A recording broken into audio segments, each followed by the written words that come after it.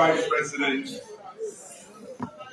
Honorable former Vice President, Honorable Speaker of Parliament, Madam First Lady, Honorable Speaker of the ECOWAS Parliament, Honorable Chief Justice, members of the judiciary, ministers of government, honorable members of Parliament, our revered traditional and local government leaders, members of the diplomatic and consular corps, members of the security and intelligence services, members of the Fourth Estate, distinguished ladies and gentlemen, fellow Sierra Leoneans. It is with great honor that I address this august house for the 6th time on this auspicious occasion of the dissolution of the 5th Parliament of the Second Republic of Sierra Leone. We are a nation defined by hope and resilience that is forged in zeal and devotion. Our forefathers spread knowledge and truth, and mighty was the nation they led.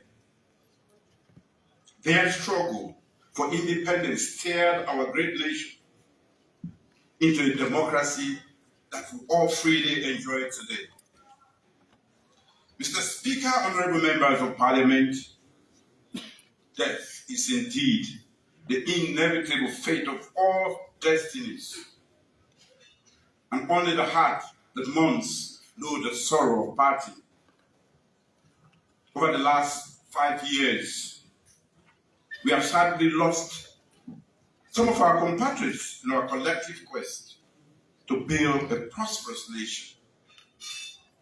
So before we proceed, may I humbly ask this august gathering to rise for a moment of silent prayers for the honorable members of Parliament who have transitioned to the afterlife.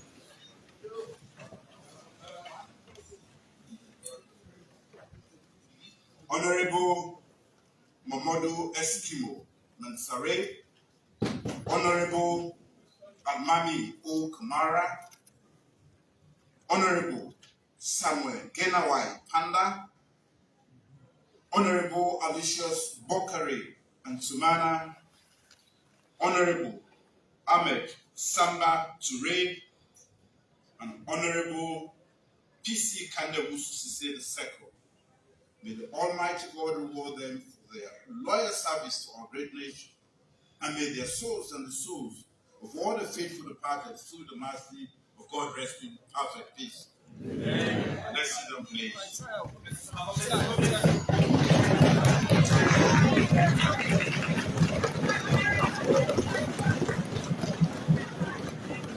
Mr. Speaker, I want to thank this Parliament for the excellent service to our great nation over the last 5 years. As President of the Republic, I thank you all immensely for working closely with my government. Even with a hung Parliament, we have repealed, amended, and enacted over 70 laws.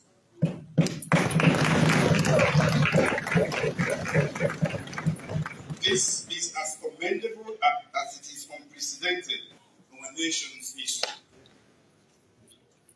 I'm truly humbled and awed of this magnificent institution that is the cornerstone of our democracy. As the heartbeat of our nation, Parliament embodies the values and aspirations of our people, ensuring that their voices are heard and their interests are represented. It is a testament to the enduring spirit of democracy that we gather here today in this noble house, charged with the solemn duty of overseeing the actions of the executive and delivering on the dividends of democracy to our fellow citizens. Though no relationship is perfect, I firmly believe in the pivotal role of Parliament in upholding the tenets of democracy and ensuring good governance prevails. In my experience working with Parliament has been a defining moment in my career, especially this Parliament.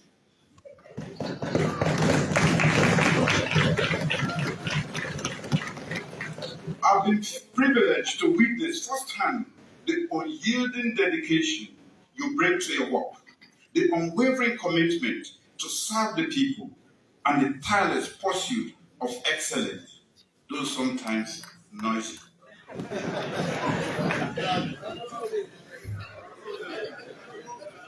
Through your leadership, our legislative dreams have been brought to fruition. For that, I am eternally grateful.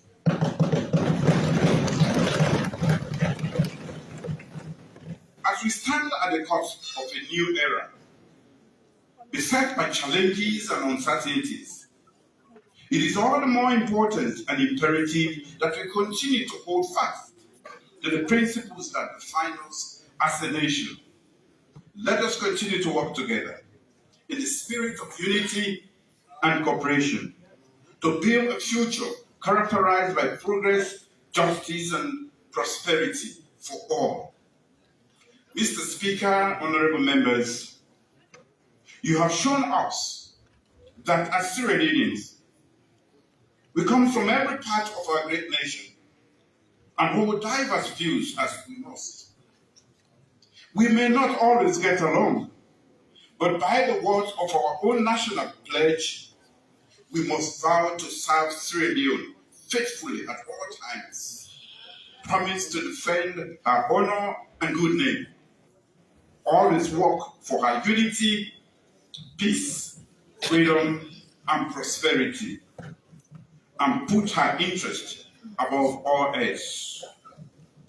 Mr. Speaker, honorable members, 5 years ago, under my leadership, the Sierra Leone People's Party answered the noble call to service by our nation's great people. We chose the path less traveled by committing to build the next generation instead of focusing on the next election.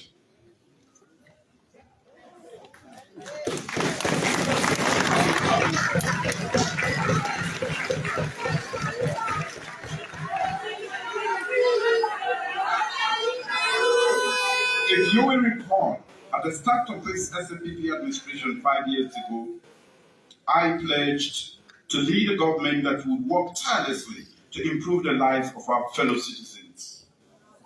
We promised to scale up investment and implement innovative principles, policies to transform our nation's human capital and physical infrastructure.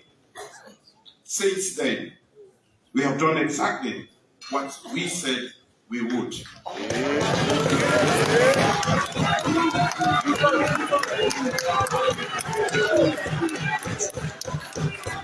Mr. Speaker, honorable members, when I presented our vision for a new direction national development agenda in 2018, none of us, and I mean none of us, could have predicted the unprecedented global events and economic upheavals in the last 3 years.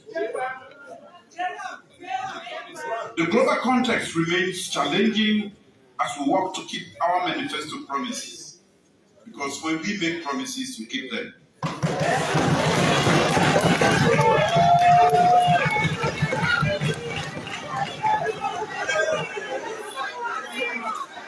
Like many other countries, Sierra Leone has been hit by the negative impact of COVID-19 pandemic and the inflationary effect of the Ukraine-Russia conflict on global food supply.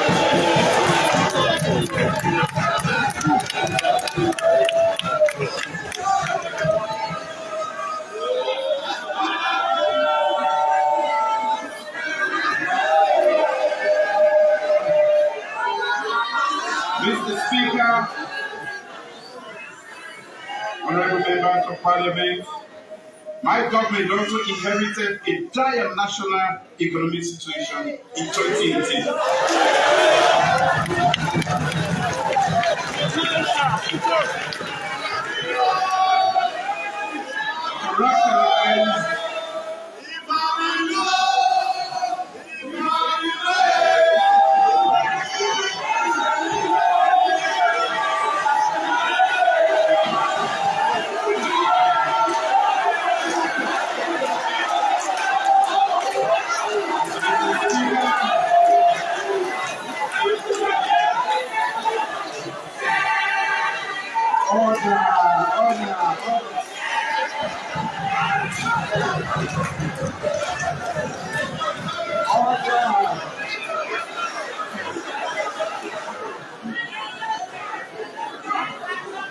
The truth is, my government also inherited a dire national economic situation in 2018,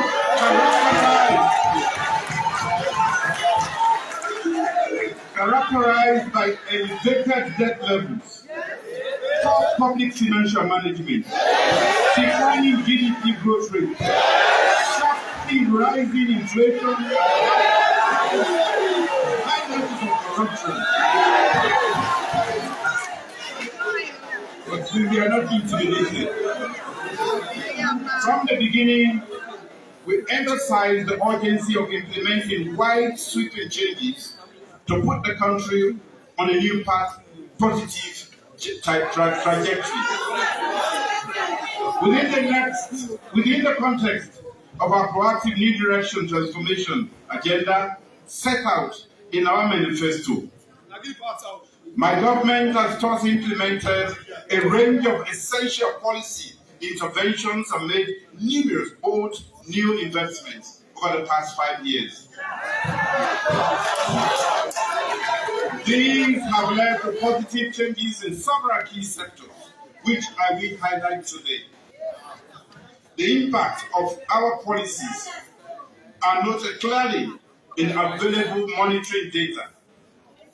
They are also, even more importantly, fed by our fellow citizens. Mr. Speaker, honorable members, I wish to depart from the usual format of presidential address to Parliament, keeping it more precise today. I will concentrate on human capital development as a driver for socio-economic growth, highlighting the achievements in key sectors, including education, health, agriculture,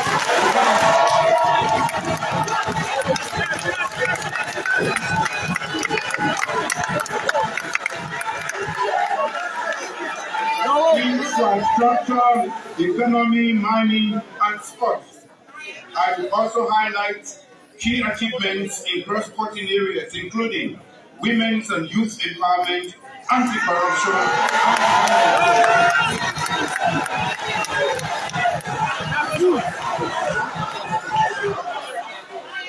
I am also mindful of the profound importance of human capital development in our quest for sustainable socio-economic transformation. For as long as our nation endures, the strength and the resilience of our people will be the bedrock upon which we will build our future. The true measure of a nation's greatness is not in the wealth of its resources, but in the wealth of its people. And so, we must continue to invest in our citizens, their skills, and their well-being.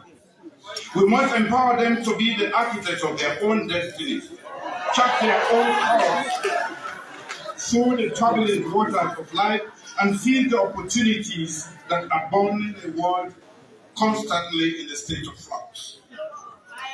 As we focus on these key sectors, please note that regarding other issues, a more comprehensive report on the significant progress made by my government amidst serious global headwinds will be laid here in Parliament. Yes. I will start with investing in people education. Mr. Speaker, honorable members, Developing our nation's human capital through free quality education program has been the utmost priority of my administration.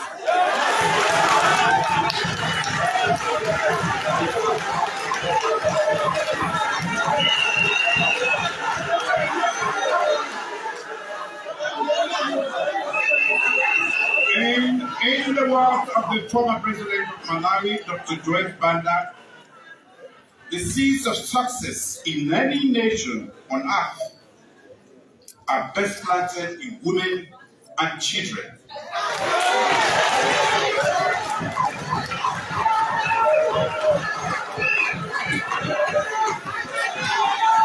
Let me say this again. The seeds of success in every nation on earth are best planted in women and children.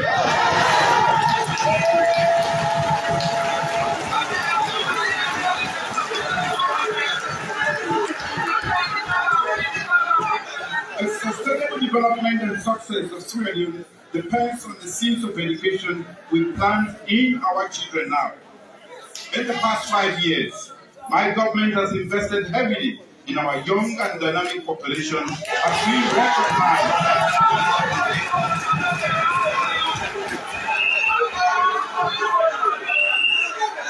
recognize that our most substantial asset is our human resources. Amid the unprecedented global headwinds causing economic disruption since 2020, our investment in education increased from under 15% in 2018 to 22% of our annual budget allocation.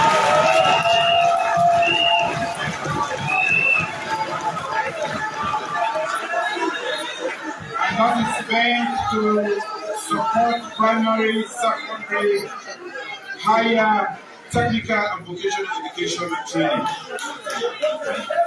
Mr. Speaker, honorable members, it is deeply satisfying and encouraging to witness firsthand the positive impact of our free quality education initiative on citizens. Permit me to recount the testimonies that have stayed with me of a dynamic young girl called Aminata Litumbu from Konya village, Bagajido.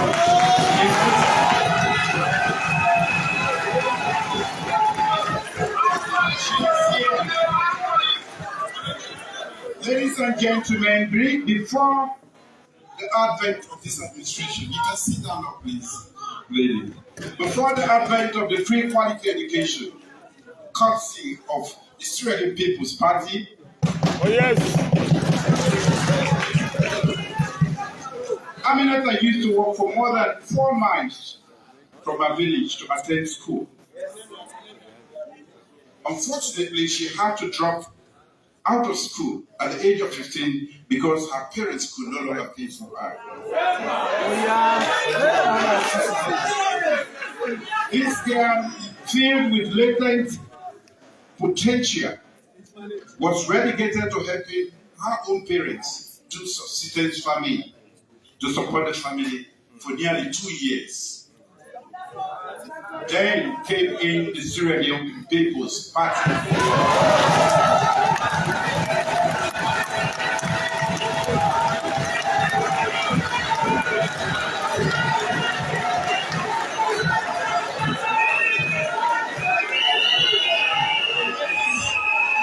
Fortunately for her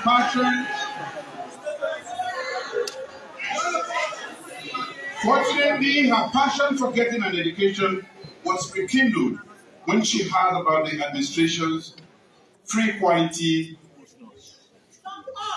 education. And you know what she did? She re-enrolled at another school in 2020. And following her return, this brilliant young girl, at the age of 18, achieved the best Becker result in Puchon district.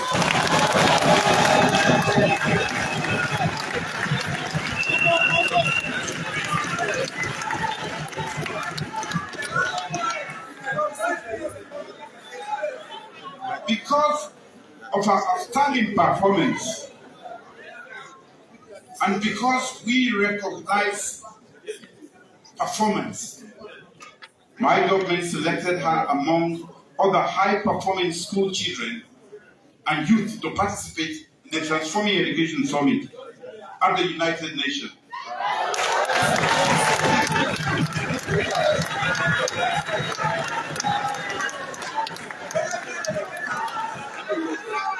And at that meeting, I co-chaired with the UN Secretary General in September 2022. This was our first time traveling out of Fujong district.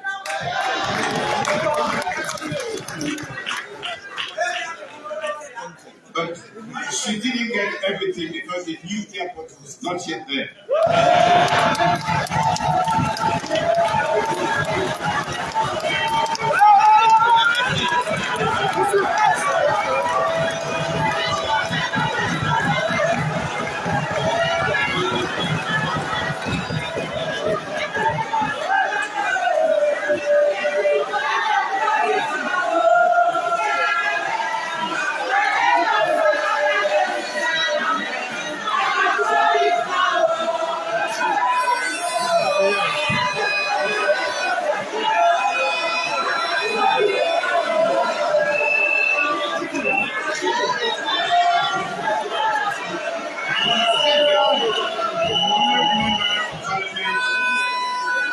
Just imagine what a life-transforming moment it was for Aminata to be among global leaders, policymakers, and fellow youth, rethinking innovative ways to transform education, not only in Sweden, but in the world.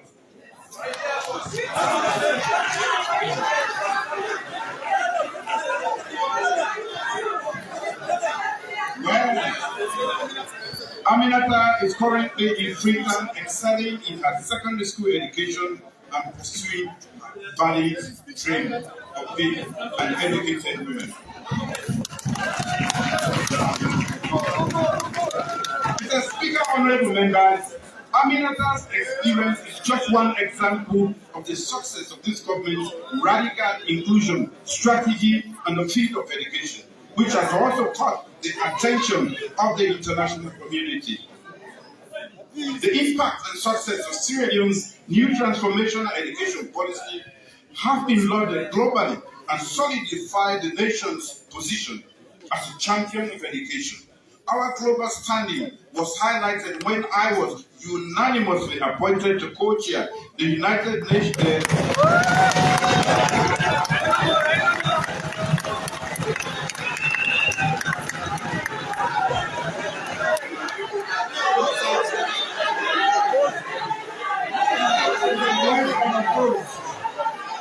Unanimously appointed to co-chair the UNESCO High-Level Steering Committee on the United Nations Sustainable Development Goals to ensure inclusive, equitable, quality education and promote lifelong learning opportunities for all.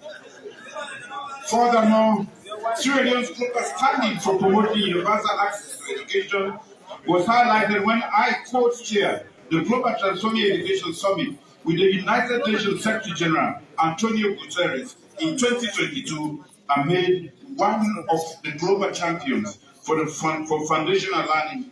So our 2022-2026 partnership compact with the Global Partnership for Education.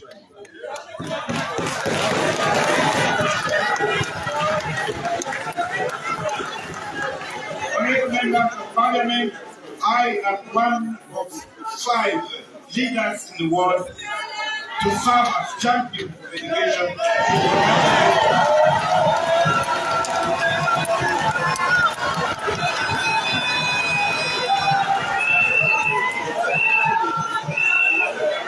And it will be interesting to know that I am the only leader in Africa chosen to be.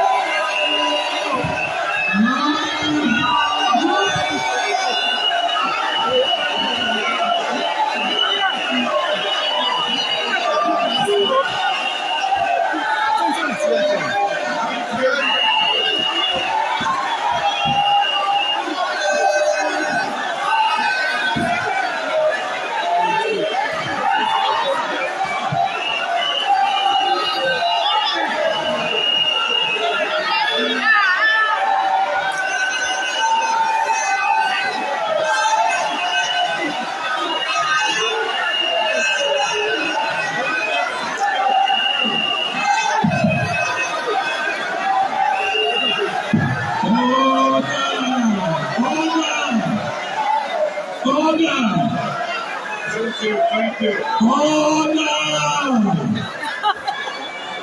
Order! Thank you, Mr. Speaker.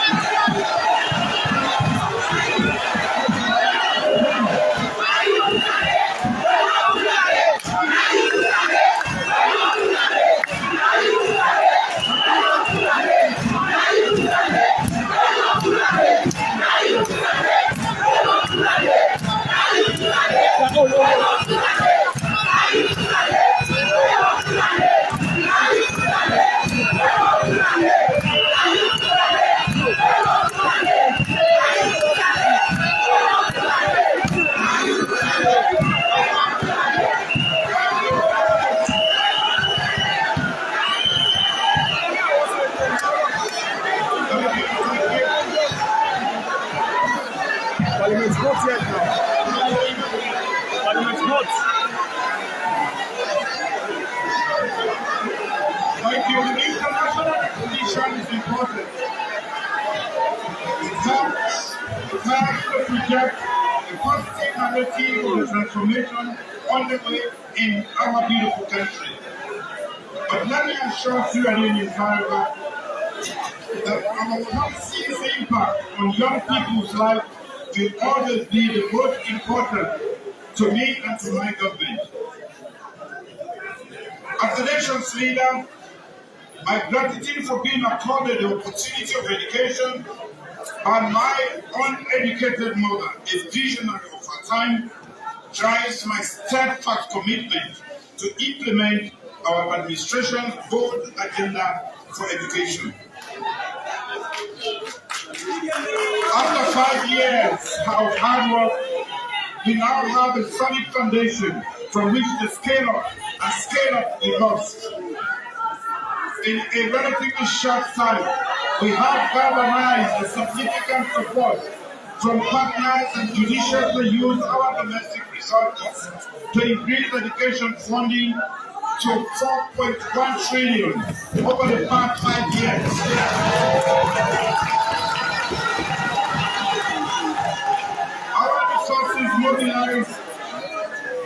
Our resource mobilization effort has crowded over $200 million from the education sector since 2018. This investment has enabled us to support over 80% of 80% of schools with government subsidies.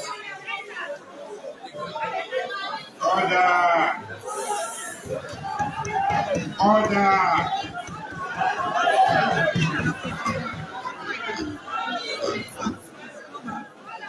At the same time, we have added around 1 million new learners and recruited over 300 education monitoring officers from 13 officers in 2018. Our investment has also improved learning outcomes with over 10 million books and teaching and learning materials supplied to learners. Additionally, we have provided school feeding for over 600,000 learners, projected to 800,000 by the extension to the western area. My administration has increased teachers' salaries through the 5 years, including an increase of 10% to teachers in 2019. Our transportation allowance, the 30% salary increase in 2020 for all teachers, and 45% increase in teacher salary for the next 3 years, 2023 to 2025 academic year, and an increase in staff wages by 75% of tertiary education institutions. Mr. Speaker, honorable members of Parliament, I'm also pleased to highlight the positive changes in the gender dimension of education in Sierra Leone since I assumed office. The data is there for all to see. We have achieved gender parity in schools. Girls have higher retention and pass rate in all national transition exams. More girls are now studying STEM disciplines. And today they have higher transition rates into tertiary and vocational institutions. In line with our long-term vision to train more women, engineers, doctors, scientists, and innovators, we have also implemented a policy that funds free quality education from primary school through university for all girls studying STEM disciplines.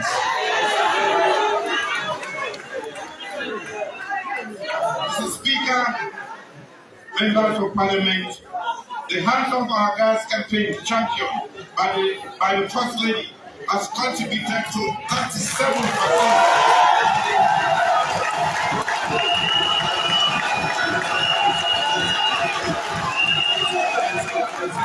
The Hands of Our Girls campaign championed by the First Lady has contributed to 37% increase in girls in school since 2018. The teenage pregnancy has dropped by 33% from 62,500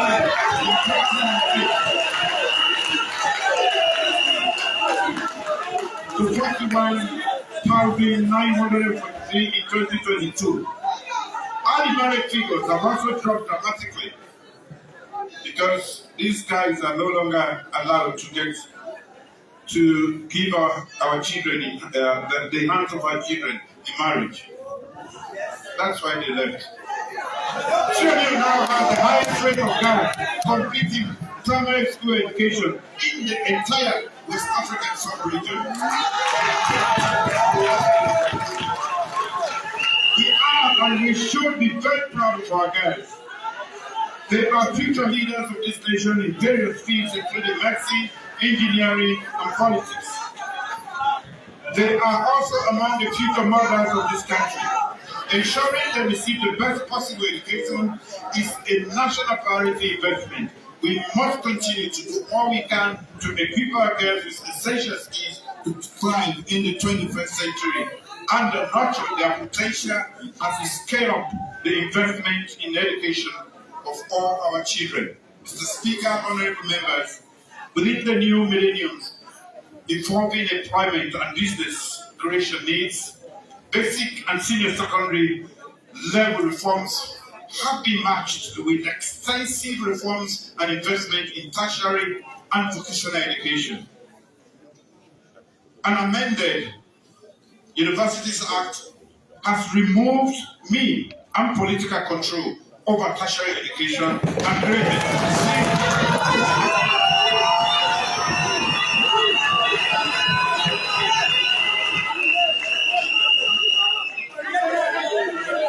created three new technical universities, Maitre Magai Teachers Technical University, Eastern Technical University, and the Common University of Science.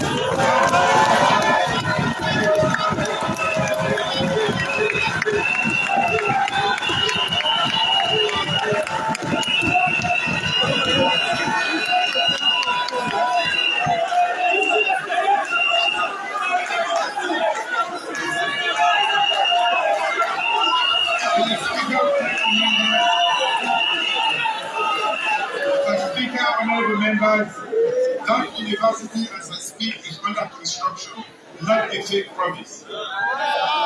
All students benefit from grants in aid. My government launched the student loan scheme for tertiary institutions, a manifesto commitment to opening up more technical and higher education access.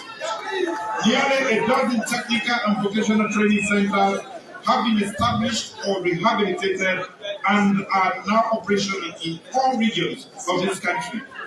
We continue to work with partners to invest heavily in technical skills programs across industry to support industrialization and meet the needs of our growing economy. modernizing the health care. Mr. Speaker, honorable members, improving the health of this nation is another primary focus of my government's human capital development agenda.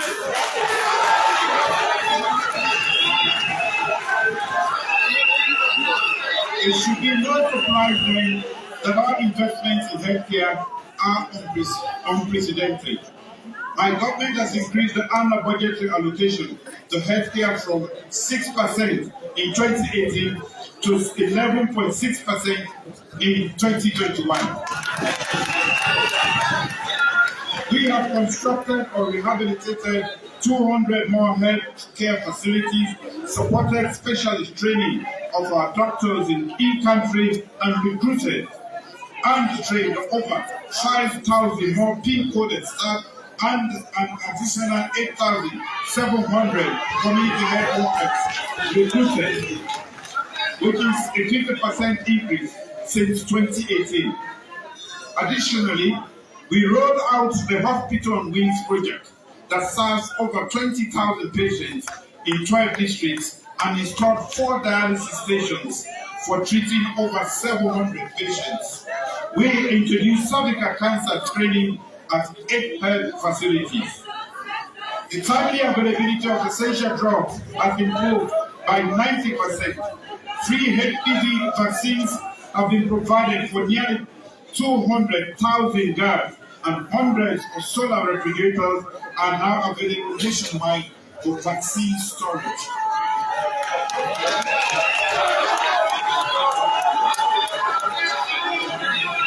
Due to these and many more investments in healthcare, we have made great progress on many health indicators in the last 5 years.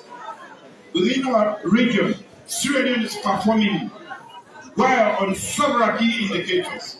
Infant and maternal mortality have been reduced to far lower than the West African average. Children's immunization rates are among the highest in Africa. Stunting rates among children under 5 are lower than the average African average. Mr. Speaker, honorable members, international partners have applauded by government's pandemic preparedness and response because it was well structured, effective, and informed by science. Our policy choices and actions also minimized fatalities, one of the lowest in Africa, and the social impact of the pandemic on the poorest and the most vulnerable of our citizens. The social protection and safety nets we have implemented have continued supporting our most vulnerable citizens throughout the crisis through targeted cash transfers for livelihood sustenance. Our government secured additional grant financing of 30 million from the World Bank for the social safety net projects. This additional financing enabled the government to expand the coverage of cash transfers implemented by the National Commission for Social Action from 35,000 to over 100,000 extremely poor households.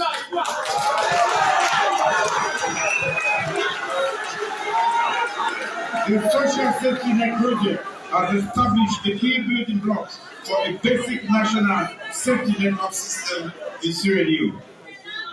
Due to the successful implementation of the 30 million social safety project, which ends in June of this year, my government has secured another World Bank funding of 40 million United States.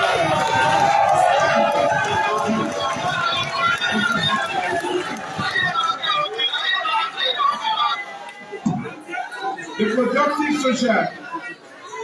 social safety net and youth empowerment project focuses on improving access to social safety nets and income-generating opportunities for youth in urban and rural areas. Mr. Speaker, honorable members, we have also registered some of the highest COVID-19 vaccination rates in the sub-region.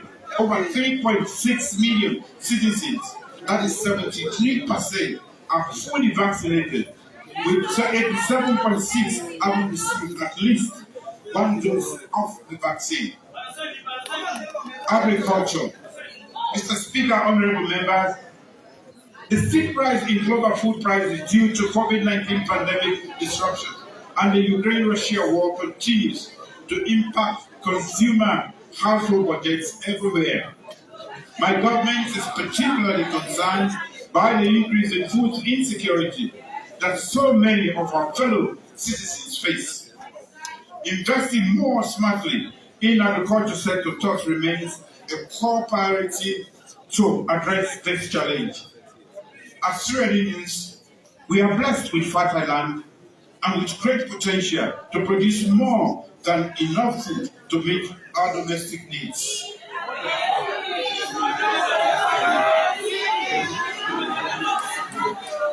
My working visit to Vietnam last year was an eye-opener that provided a vivid example of the challenge and opportunities before us. The agricultural similarities between our two nations are clear. So it is the stark contrast of farming outcomes. Vietnam and Sierra Leone have more than 5 million hectares of arable land and receive more than 5 months of heavy rainfall. Vietnam uses that to produce 44 million metric tons of rice and is net rice exporter. Here in Sierra Leone, we produce less than 1 million metric tons of rice, and we are net importers, mainly due to our unsustainable small-scale subsistence farming methods. This must change. We must put more seeds into our fertile soil and raise more livestock and poultry. Only by improving our local food production can we cushion the effects of global disruptions in our food prices, ensure food self-sufficiency, and transform our economy. Over the last 5 years, my government has implemented a policy shift in agriculture to drive this change. Using the public-private partnership model, we established a 10 million agriculture credit facility to de-risk and support private sector agricultural investment. We have provided more seeds, fertilizers, pesticides, and other agricultural inputs into over 12,000 farmers annually through the e-voucher system to boost food production. Also, we have established mechanized services, including 15 machine rigs, with over 400 tractors and power tillers nationwide. We have also reviewed and revamped the Sierra Leone Agricultural Research Act to address food insecurity. Following the productive mission at the Dakar II Summit on Food Sovereignty and Resilience convened by the African Development Bank, our nation is now actively engaged with the bank to develop an agricultural impact compact for over $500 million to improve agricultural productivity and food security.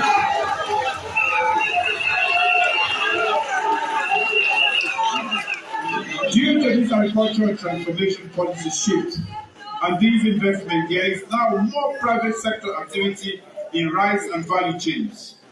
This has resulted in a 21% increase in rice production, greater engagement of rural youth and women in agriculture business, and a 35% reduction in input distribution.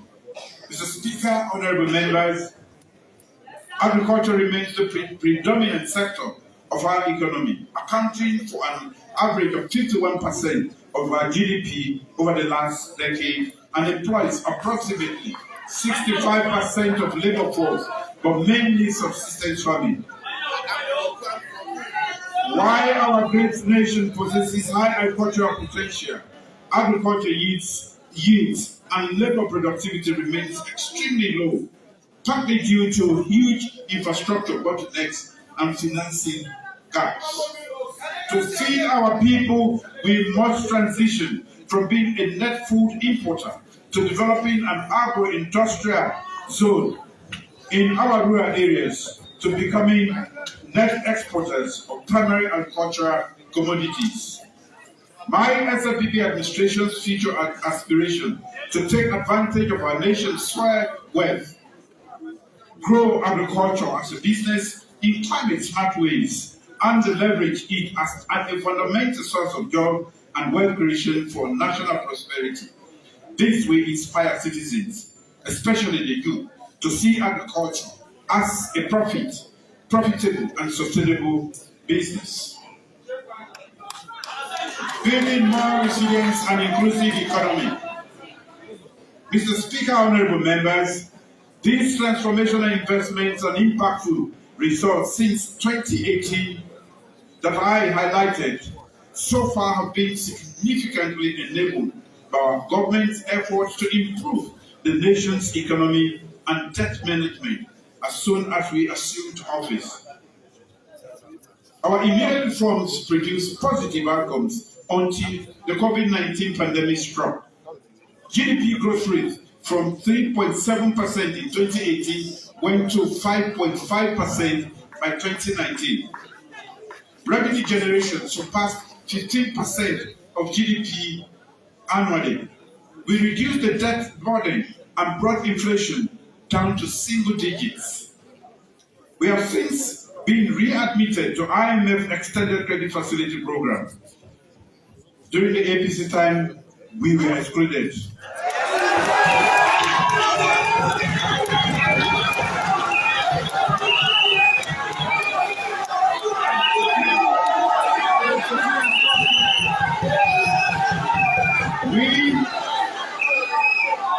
We have diversified and broadened the economic base. We have diversified and broadened the economic base by boosting mining, agriculture, fisheries, tourism, SMEs, and manufacturing productivity. Made in Sweden vegetable oil, soap, fruit juices, coffee, chocolate, plastics now exist. These essential products are consumed locally and exported to sub-regional and other markets. Mr. Speaker, honorable members, I'm acutely aware of the difficulties we face as we navigate through the stormy waters of supply chain disruptions, rising shipping costs, and skyrocketing food and fuel prices. These global economic challenges have put immense pressure on our local economies, causing inflationary pressures that have hit the poorest members of our society the hardest. But in the face of these daunting obstacles, we must not falter. Instead, we must rise to the occasion and show the world the true strength of Sierra Leone.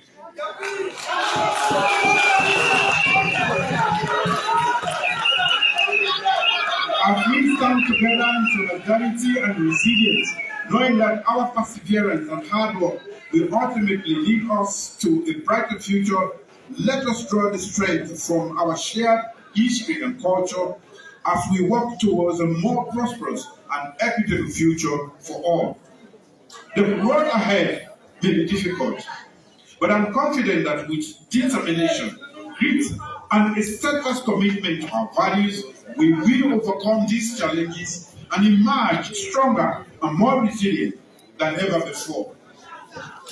To cushion the impact of these global headwinds, my government's quick action economic response program has been put in place, providing, among other things, one, a special credit facility through the Bank of Sierra Leone with 2 tranches of $50 million US each during the COVID-19 pandemic to support the importation of essential commodities. 2, another food facility of $50 million during the ongoing Ukraine-Russia crisis to support the importation of rice, flour, sugar, and many more. 3, a $36 million reserve fuel facility for fuel importation. Furthermore, to avoid the shortage of essential commodities and stabilize prices, my government has maintained zero import duty and GST on imported rice, deferred taxes, on the importation of essential supplies during the COVID-19 pandemic and reduced taxes on certain essential items, including cement and iron rods.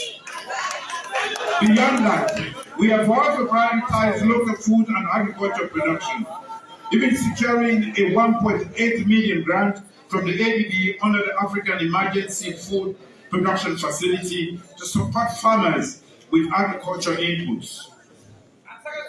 Over 30,000 hectares of rice have been cultivated, and there was a 21% increase in production between 2021 and 2022. I'm happy to report that we did not import rice seeds for the first time in decades for the year 2021-2022 planting season.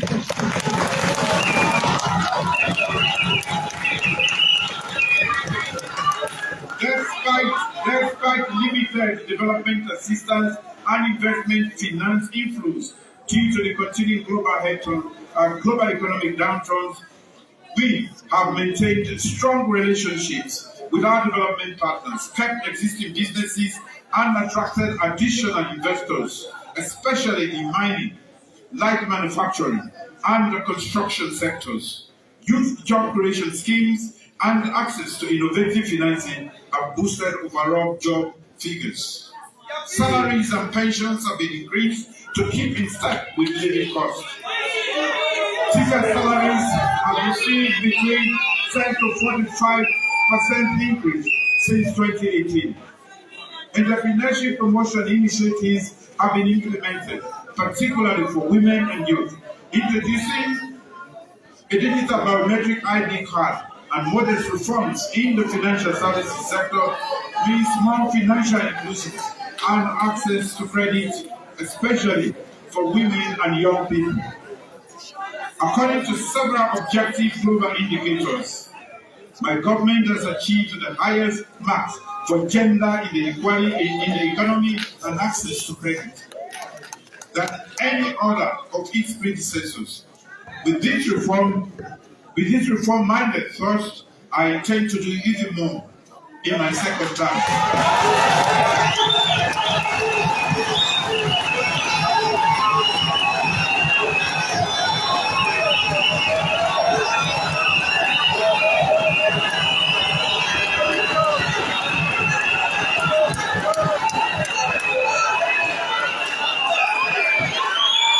Thank you.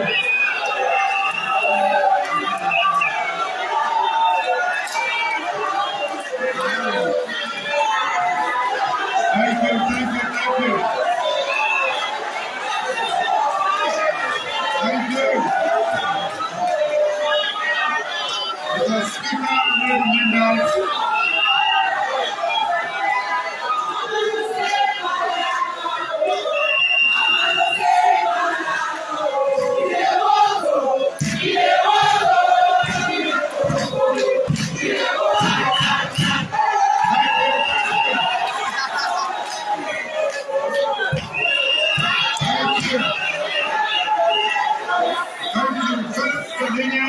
I promise more goodies for the second time.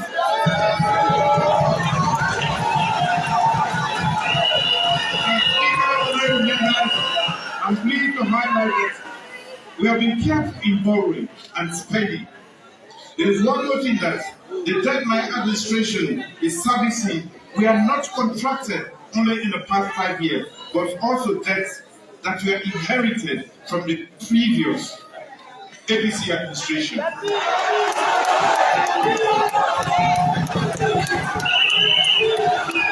the last 5 years, this administration has spent, over the last 5 years, this administration has spent money on urgent things to build schools, roads, bridges, to educate our children and train our young people, and to equip them to face a competitive world and develop and strengthen our healthcare system in the face of a deadly pandemic.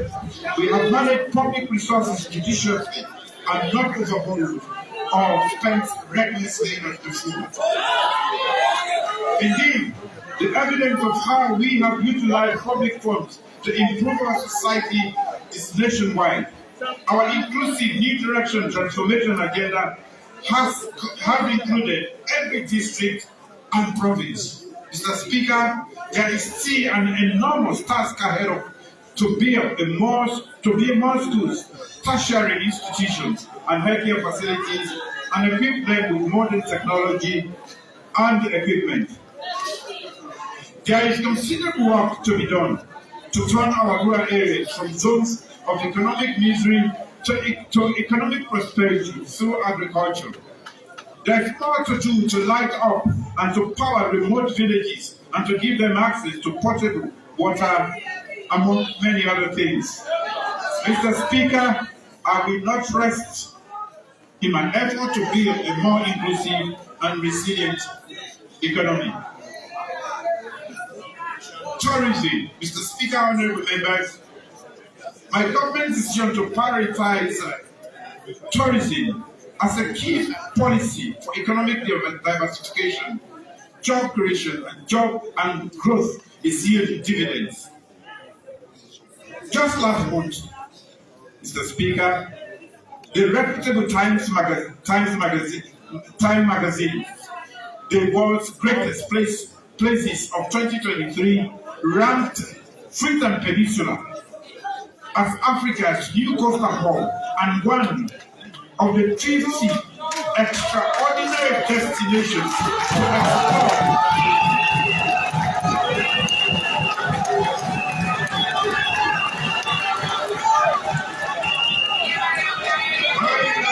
Highlighting our growth.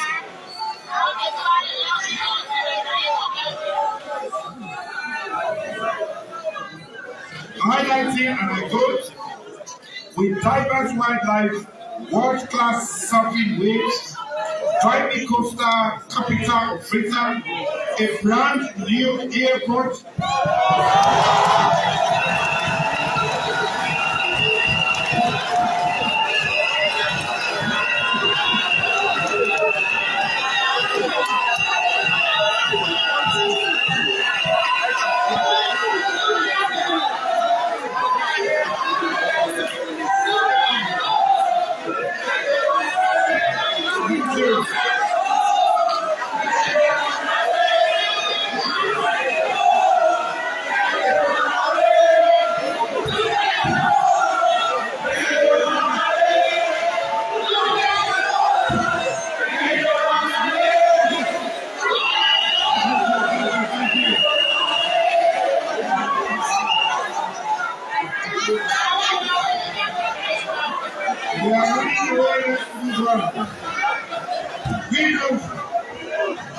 gender equality and women empowerment.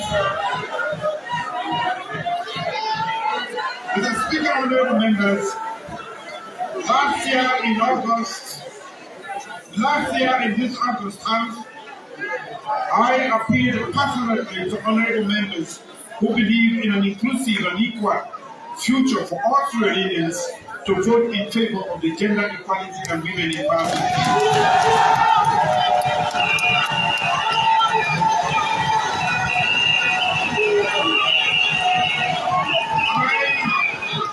I argued then that the future and fortunes of our great nation are tied to equal and unfettered representation and participation of women in all facets of our national life, governance, and development.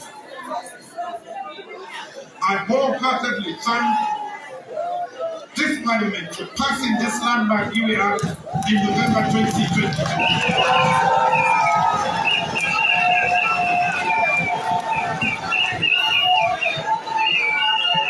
I have proudly signed this into law on the 19th January this year.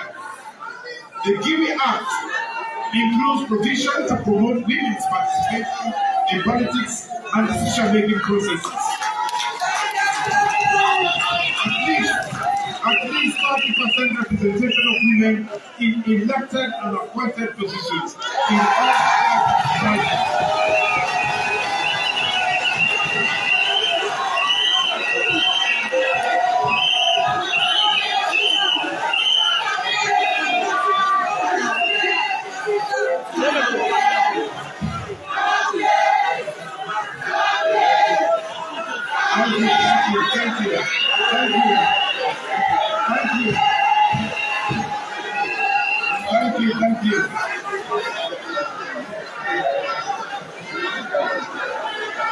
Thank you. The giving up offer ensures equal pay for equal work, address gender-based violence, and mainstreams gender into national decision-making among many other provisions. My pledge to all women of our great nation is that this administration will fully apply, even exceed and monitor the full implementation of all provisions of the DUI Act.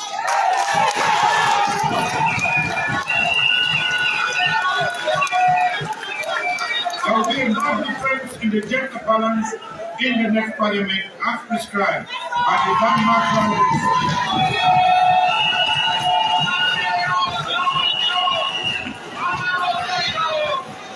Notably, we will have more women members of parliament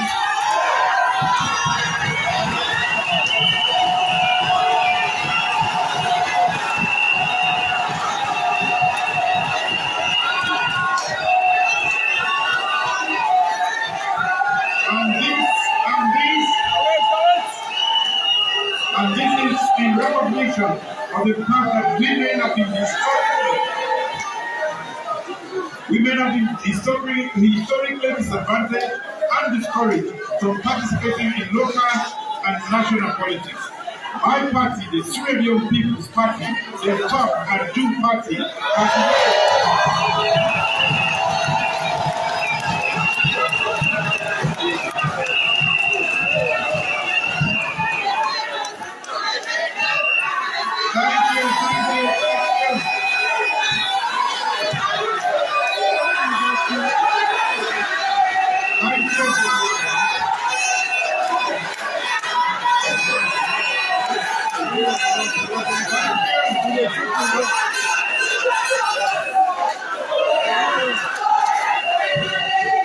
Thank you.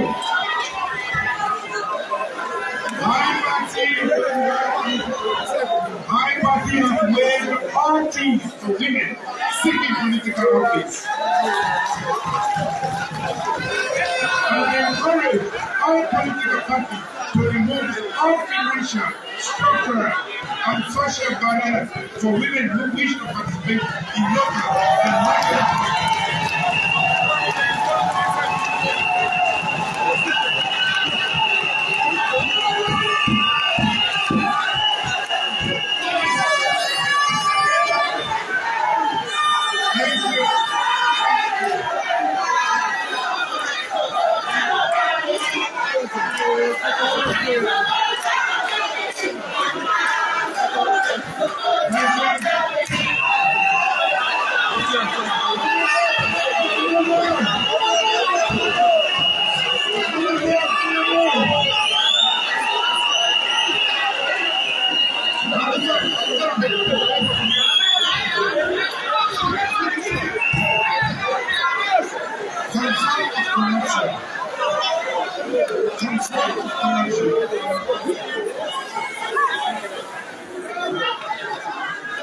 Control of corruption. Mr. Speaker, honorable members of Parliament, our 2018 manifesto identified corruption as an existential threat. With our committed leadership, a comprehensive national anti-corruption strategy, and policy and legislative reforms, every reputable international indicator over the last 5 consecutive years has scored Sierra Leone as outstanding in an effort at controlling corruption.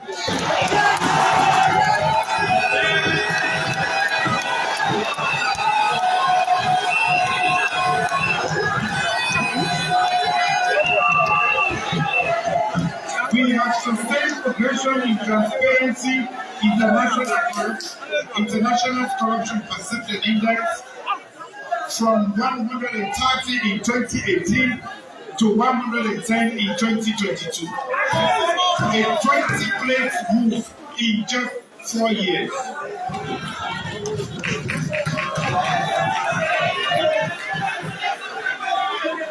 we are consistently going behind during the previous regime.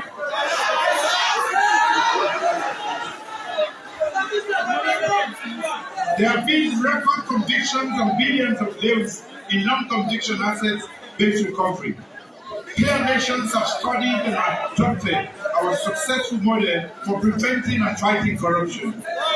As a result of this notable success, we have been rewarded with eligibility for the compact worth hundreds of millions of United States dollars.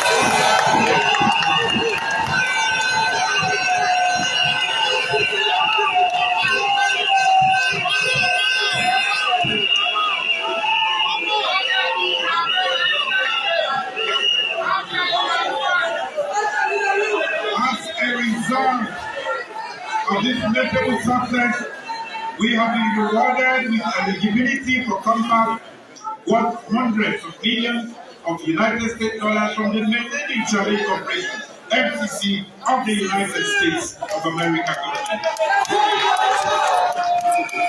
Now I come to mining sector. Mr. Speaker, honorable members, I'm pleased to report positive trends in the extractive industries, one of the most significant sectors of our economy. Since 2018, there has been a substantial increase in revenue from mining, and over 6,000 more trainings have been hired by mining companies. Even at the height of COVID-19 pandemic, we worked with investors to keep the mines open. Today, more mining companies are operational than in 2018, operating in compliance with our regulations. At the same time, small-scale and nuclear mining operators are now as protected as large-scale operators.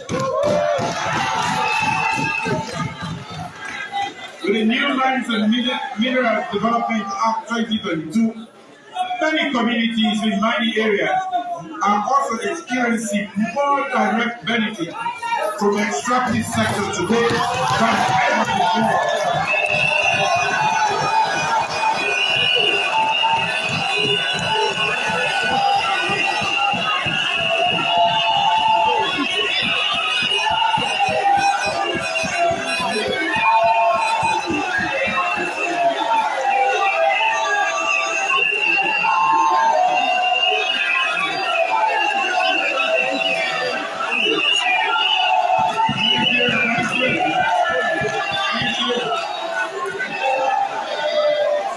But this is how it should be.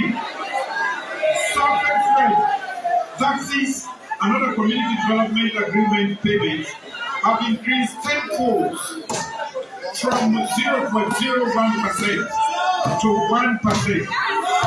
20% of royalties now go back to the mining communities. CDA funds are used towards the sustainable development of the mining communities, including transportation and infrastructure such as schools, healthcare centers, water assets, roads, that will remain beyond the lifespan of the mining operation in those areas. Just last month alone, on March the 30th, I handed over a check of 20 billion.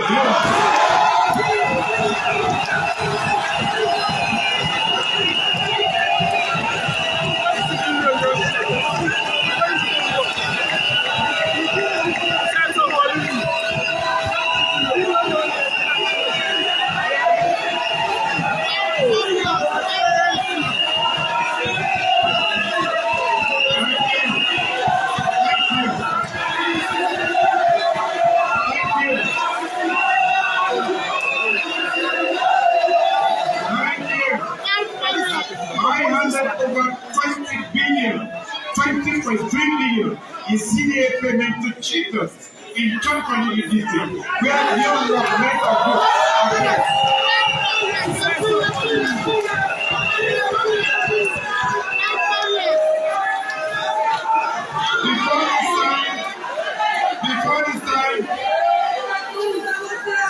Before Before this time, they were promised 0.01% and they were given nothing.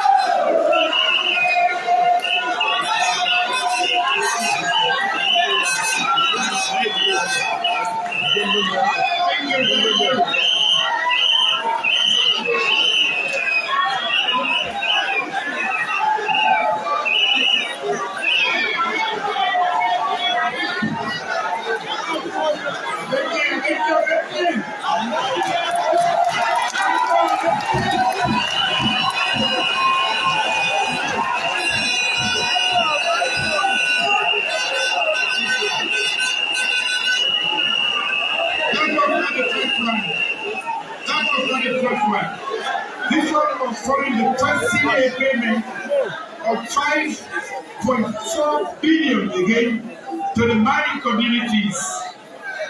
It is anticipated that was in Partliament district.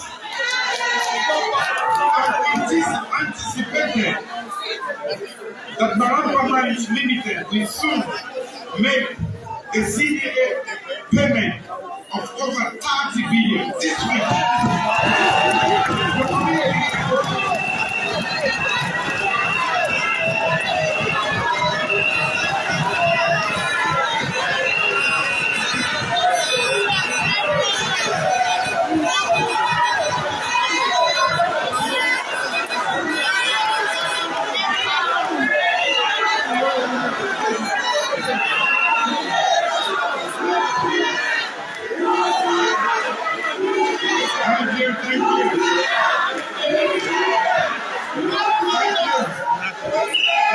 Thank you.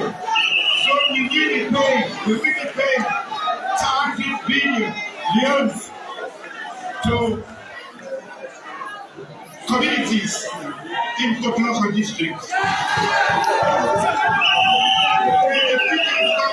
Nothing was paid to them. Today, transparency and accountability and governance of the mining sector are also at an all-time high, with Sri Lanka achieving a remarkable high implementation score of 87.5% from the Extractive Industries Transparency Initiative. Now I come to the energy sector. Mr. Speaker, honorable members. My government continues to work hard to provide universal access to affordable, reliable, sustainable, and modern energy in line with UN SDG 7. There have been challenges.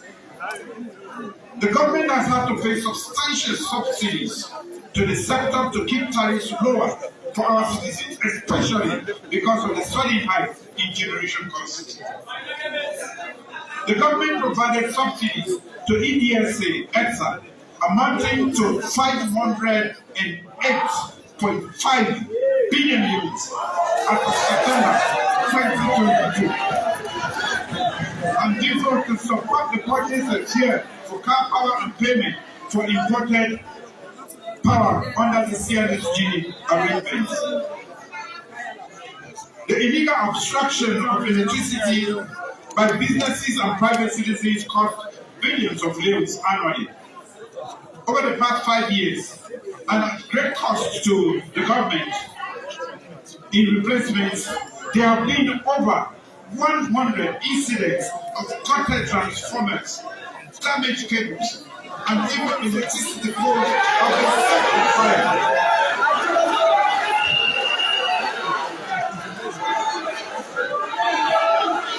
And we know the suspects.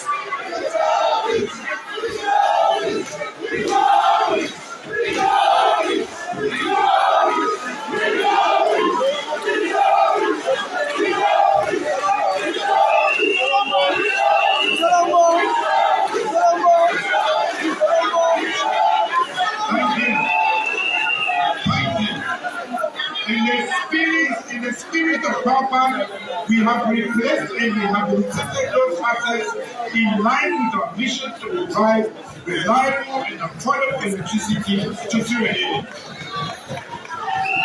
Consistent with Suriname People's Party manifesto promises, we have doubled energy access from 16% to 32% in just 5 years. We have worked with development partners and the private sector to implement sustainable solutions and create a good energy mix. Renewable energy use has grown from less than 35% in 2018 to over 75% in 2022. Suriname's energy sector is being transformed before our eyes at a fast pace. My government has worked with partners to extend renewable and clean upgrade solar electricity to 97 towns and villages in all districts of the country. Going on green extension from Farigu to Kabbalah, Kotelu to Pujem, Bumpe to Kwaidu are under consideration.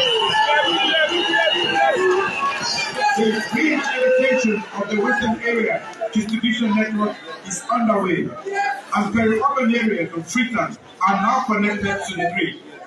Electricity distribution infrastructure for all district headquarter towns has been installed. The implementation of the NCC compact will see a doubling of generation and distribution capacity, as well as the availability of electricity across economic growth corridors in Suriname. Next is investing in hard infrastructure. Mr. Speaker, honorable members, with focused planning and our development partners' support, my government has built, rehabilitated and expanded more economic infrastructure in 5 years than our predecessors. In keeping with our commitment to make Suriname competitive, to make Suriname a competitive touristic destination and a hub for aviation activities in the sub-region, the ultra-modern Freetown International Airport infrastructure of London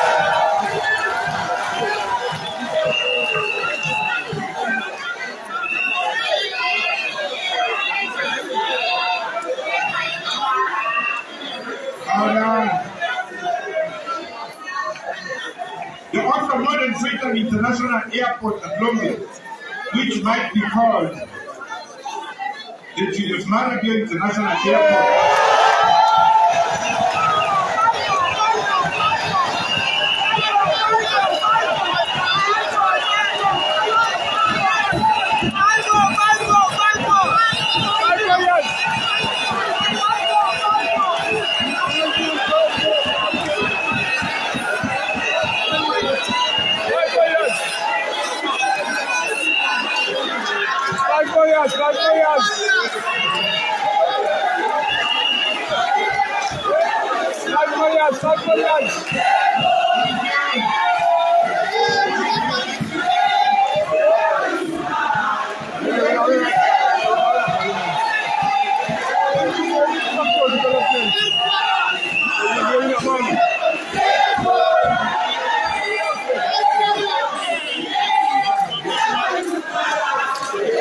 Thank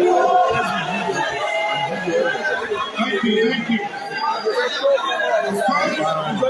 It's interesting to note that this was constructed at zero expense to this country, and it's without question the newest and hard infrastructure and architecturally one of the best in the sub-region. It is fully, I count that certified. It has quadruple of passenger handling capacity. Its facilities are expansive and has a 1.5 megawatt solar power for electricity. The new airport will attract and accommodate large modern carriers and new travel-related infrastructure investments, including a convention center and an international standard hotel. It will also create employment opportunities and skills transfer opportunities for nationals.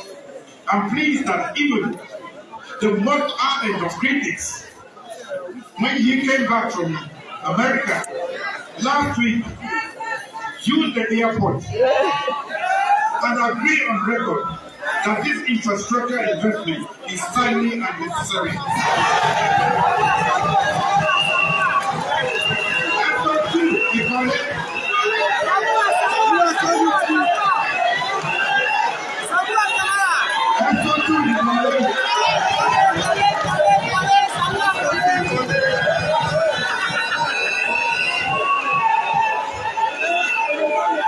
I am confident the state-of-the-art Freedom International Airport signals a new era for open skies and economic activities, making Sierra Leone a more attractive destination for tourists and investors.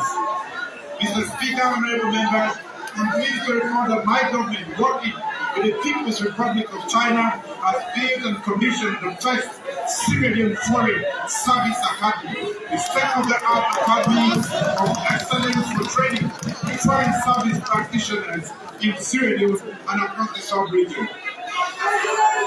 The Foreign Service Academy will enable us to solidify our effort to promote our nation's foreign policy and strengthen cooperation with regional and international partners. Mr. Speaker, honorable members, I'm proud of our work, especially in the road sector. My government, working with partners, has completed the dual carriage highway, 4 lanes, with 3 lines mediate from Freetown to Maisiaka. The route between Go and Banajuma, 46 kilometers, and the Banajuma MRU road, 105 kilometers, and 3 major bridges, a highway from Mayamba Junction to Mayamba, and 4 modern bridges. The Pendeku Finance Road, which is 28 kilometers, and the hill station to Region, completed with more than 90. The Long-Itoke Road is nearing completion. The hillside bypass road has been completed and will soon be completed. Mr. Speaker, honorable members, we have expanded or undertaking regraveling road works and covered bridges in 1,800 kilometers of roads across the country, opening up remote communities and productive agricultural areas. More farmers can now bring their goods to the market, giving citizens easier access to public services. Given unpredictable spikes in the cost of petroleum products and because of the downstream petroleum value chain creates thousands of jobs, my government has commissioned storage tanks and oil marketing companies are investing more in more storage facilities. Mr. Speaker, since this SFPB administration assumed office in 2018, we have completed several factually abandoned multi-million public building projects and constructed new ones. These include the Anti-Corruption Commission headquarters. If you are not highly rated for your anti-corruption moves, you cannot complete or finish the anti-corruption building. So you don't want it to work. The National Communication Authority, the Cargo Inspection Building at Queen Elizabeth II, K, the Custom Built North-Western Headquarters Office of the National Social Security Trust, and the Multi-Story Petroleum Directorate Building. Investing in ICT infrastructure. Mr. Speaker and honorable members, business, innovators, the private sector and government, among others, depend on ICT for their daily operations. With our completion of the National Fiber Optic Backbone and the issuing of metro licenses, internet penetration has been expanded 4-fold to cover all district headquarter towns and other key locations. There are now many new opportunities to develop a digital economy in Sierra Leone. The Cybersecurity and Crime Act enacted by this House seeks to address cybercrime and protect critical national infrastructure. My government is implementing a $50 million World Bank funded digital transformation project to support digital skills, enhance e-governance, and promote cybersecurity in this country.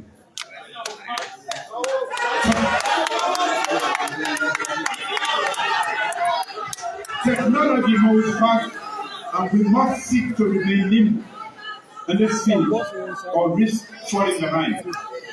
I've therefore established a Directorate of Science, Technology and Innovation in the Office of the President to serve both as an innovation hub and to design and develop technology solutions that can be deployed to scale to address governance, the private sector, and public service challenges.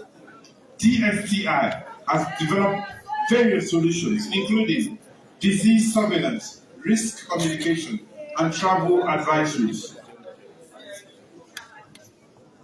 Mr. Speaker, honorable members, towards a more peaceful, safe, inclusive, representative, and right-based democracy.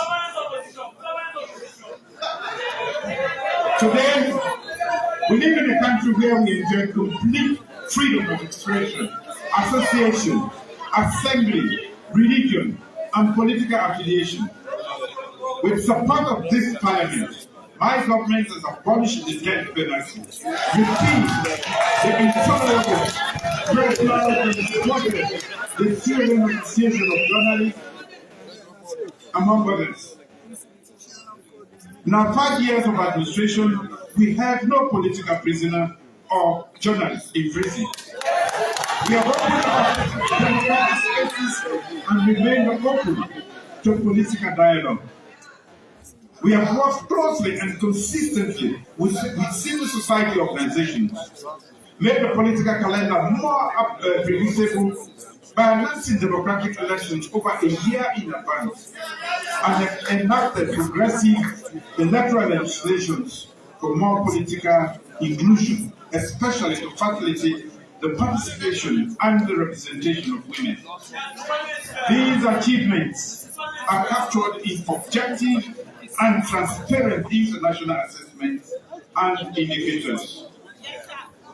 The youth, investing in youth. Mr. Speaker, honorable members, youth economic empowerment through gainful employment and entrepreneurship is a critical priority of my administration, as young people are the key to building a prosperous and sustainable future of our nation.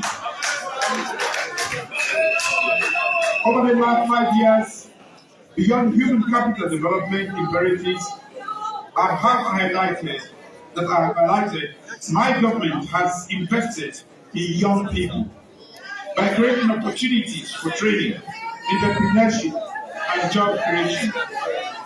We have successfully rolled out numerous innovative initiatives, including the National Youth Empowerment Fund, which provides seed money for youth entrepreneurs. 2 Youth Connect hubs in various parts of the country, which seeks to empower young people through enhancing their knowledge, experiences, and skills, while investing their ideas, innovation, and initiatives. 3 Establish 28 car washes, which provides direct employment for nearly 1,000 young people nationwide. 4 Establish youth funds to support 10,000 youth people in agriculture and rural development. Establish the youth in fisheries initiative to engage 1,400 youth as means of job creation and promoting youth economic empowerment in coastal communities.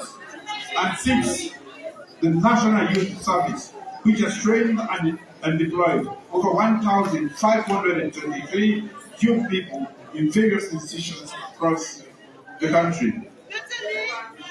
Mr. Speaker, honorable members, all these human capital development gains will be eroded if we do not stop the illegal substance abuse by our youth that is alarmingly on the rise, causing aggravated physical and mental health related issues and crime problems among people. It is a clear and present danger to a future of promise for young people. My government has developed and validated a 5-year strategic master plan to fight against substance abuse and illicit drug trafficking in Sierra Leone. Additional investments have been made into the drug prevention and education programs. As we stand on the cusp of a new dispensation, there is no denying the urgency of the youth.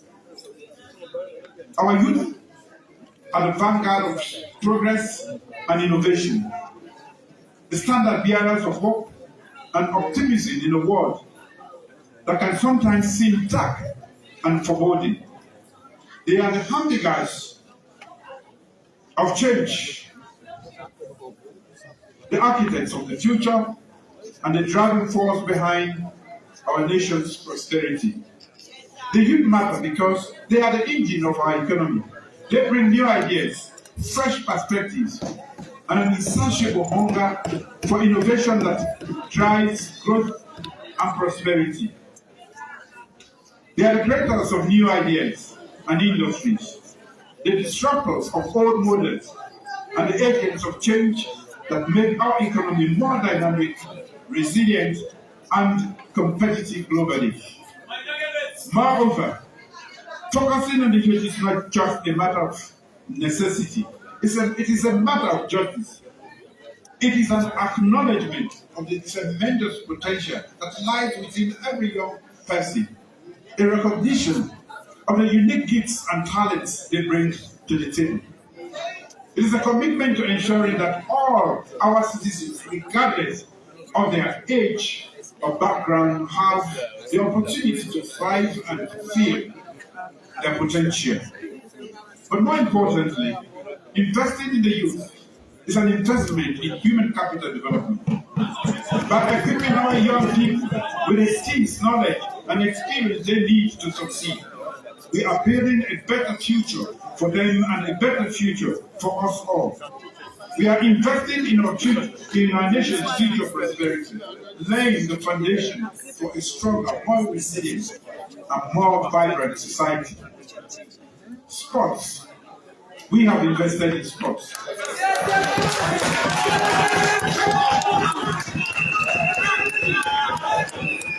Mr. Speaker, honorable members, sport is a powerful tool to promote respect, tolerance, and solidarity. Football, like other sports, unites our people, and there is no better time than now to harness the talent of our young people to inspire unity in our nation. My government has been vindicated for its investment in sport over the last 5 years. We resolved administrative conflicts within football and provided seed capital to restart the men's football Premier League. The league has become a major source of job creation and for developing a generation of champions. Talent discovery and development at the local level has been the major gain of this investment. After an absence of 26 years since I took the key away in 1996, the 90-year flag,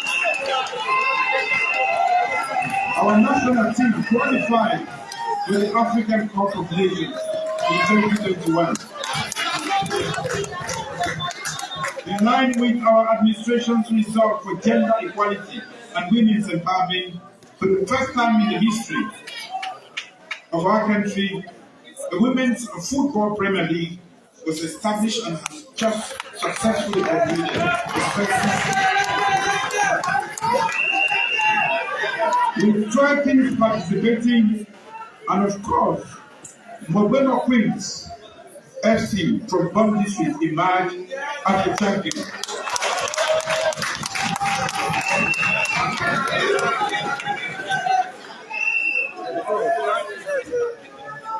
Mr. Speaker, honorable members, our government is committed to ensuring this country's competitive development of all sports to promote youth economic empowerment. Sierra Leone's women national cricket team, commonly known as Ladies Patriot, brought home the bronze medal in 2023 Women's T20 International Cricket Tournament in Lagos this month. Additionally, Sierra Leone has had regional successes in boxing, golf, wrestling, karate, and swimming, among others. The last 5 years have been an era of sporting excellence in our nation, courtesy of the Sierra Leone People's Party. Climate change, Honorable Speaker, Members of Parliament, the impact of climate change is already being felt around the world. It threatens our food security and daily life. In response, we have no option but to scale up climate action holistically. My government has therefore established a standalone Ministry of the Environment to bolster our national institutional and technical capacity for responding to climate change and to strengthen our national mitigation and adaptation strategies. Many solutions are within our reach. We are committed to working with international stakeholders, multilateral agencies, and local stakeholders to implement just affordable and effective solutions to this existential threat. Ladies and gentlemen, Mr. Speaker, honorable members, international respectability. Sierra Leone is now highly respected in the global community.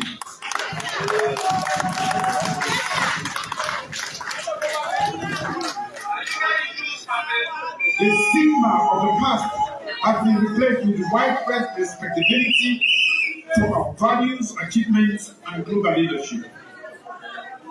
To highlight some of the recognition we have received for our work, Sierra Leone has been endorsed by regional and continental bodies to sit on the United Nations Security Council in the non-permanent category.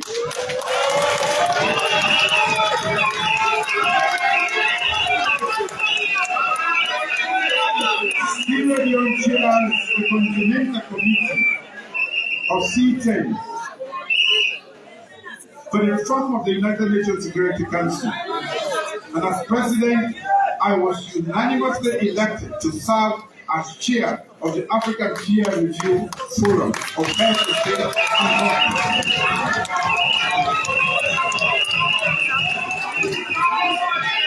The African Peer Review mechanism is the highest decision-making authority for the AU member states to voluntarily self-monitor their governance performance.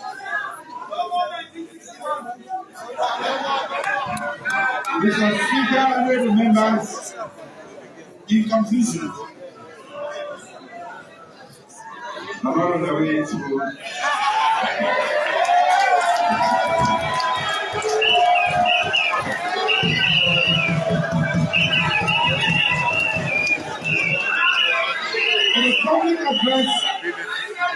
in a public address I delivered in March 2019 at the Harvard Kennedy School of Government, titled "Towards a Renaissance in Sierra Leone, a New Mode of Vision," I sounded my resolve to build a Sierra Leone whose reputation was hard to destroy.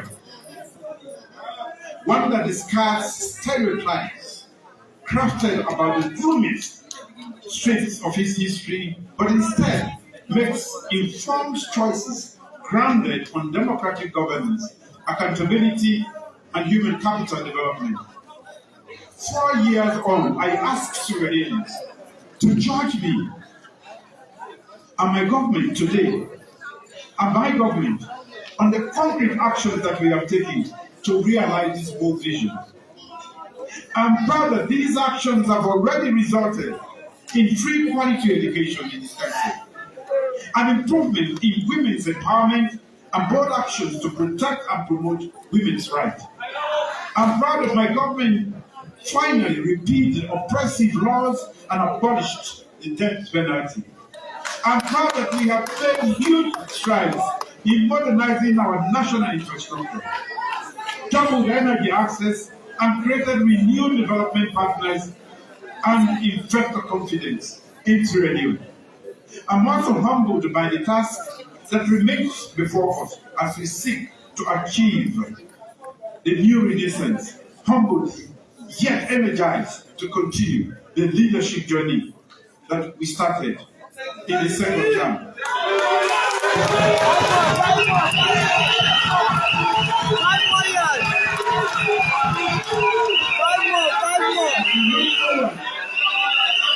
As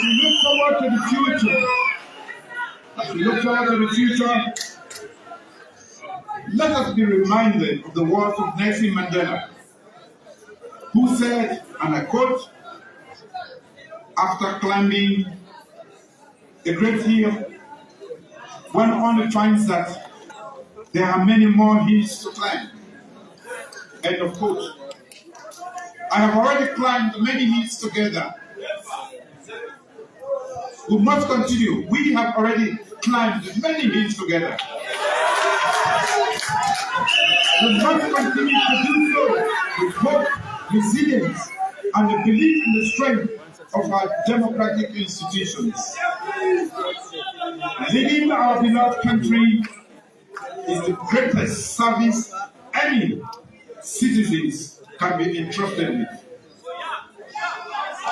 It has been a privilege to lead Sierra Leone amidst the unprecedented and turbulent economic times. My party, the greatest thing and the best thing that ever happened to Sierra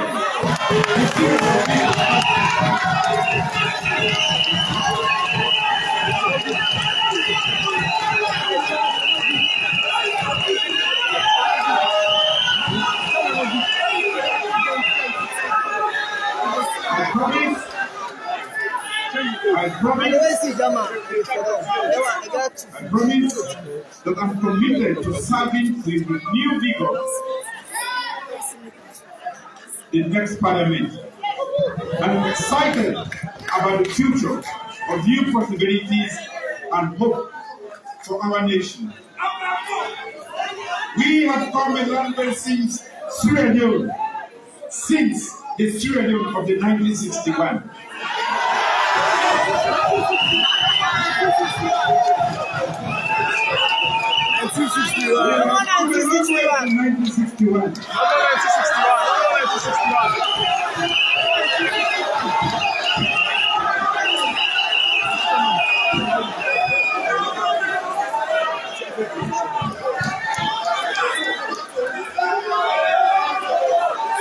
Today is a wonderful forward.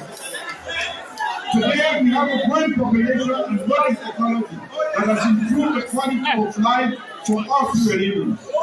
As your president, I've worked tirelessly to champion policies and initiatives that benefit all Sierra Leoneans.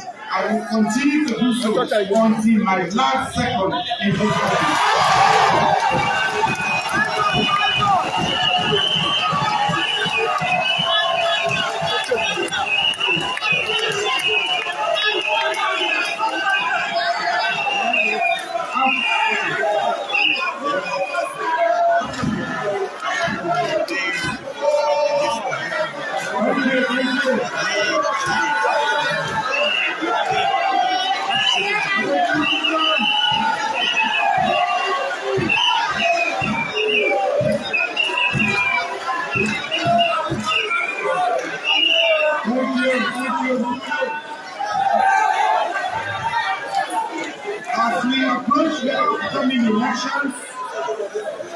As we approach the upcoming elections, we must stand together, united in our commitment to upholding the Constitution and the democratic values of our nation.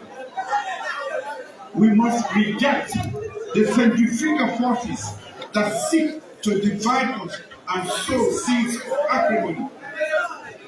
Violence has no place in a democracy, and we must be watchful for those who profit from chaos and destruction. We must reject the urge to circumvent the rule of law. We must stand up for democracy. Let us campaign on our development track records and embrace debating our development policies and plans for our people. We must oppose the national integration and unity and discourage discrimination based on sex, religion, ethnic or linguistic association. Like every Sierra Leonean, I look forward to an inclusive, free, transparent, and peaceful election on the 24th.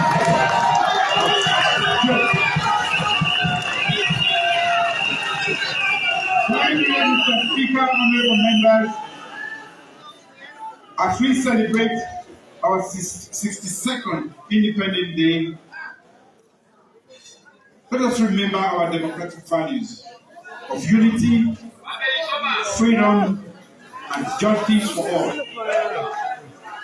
Let us renew our commitment to these values and the rights of everyone.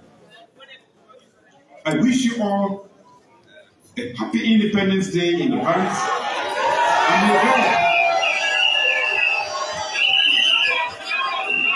and may God, Allah subhanahu wa ta'ala,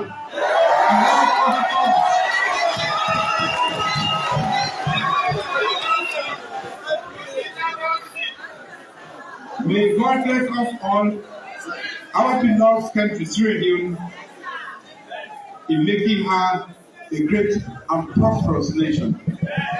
Thank you all.